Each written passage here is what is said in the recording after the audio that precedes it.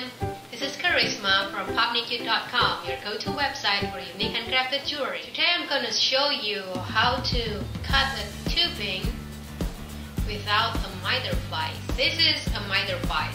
This little tool is somewhat expensive, like it's $60 I think for this tiny thing, and it doesn't work for bigger size of tubing. What you need is a tube cutter. Get it in any local hardware store.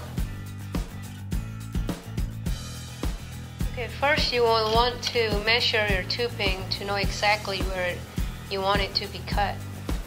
Insert it in between the tube cutter and tighten the bolt.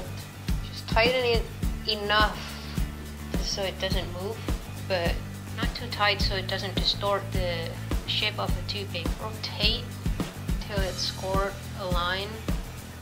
For smaller tubing, this thing is a little too powerful. This one's better. See the difference? Now let's cut this.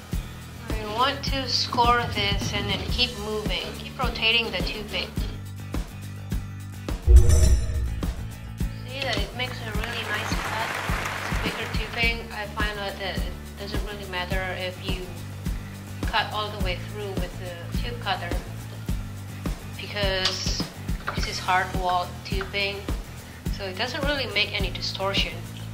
This side I cut with a tube cutter, and this side I cut with a saw. That was easy, wasn't it? Done! Now you know how to cut a tubing flush without any help of a miter vise. Don't forget to subscribe and wait for my next video. We're going to turn this tubing into this bracelet. I'll see you next time!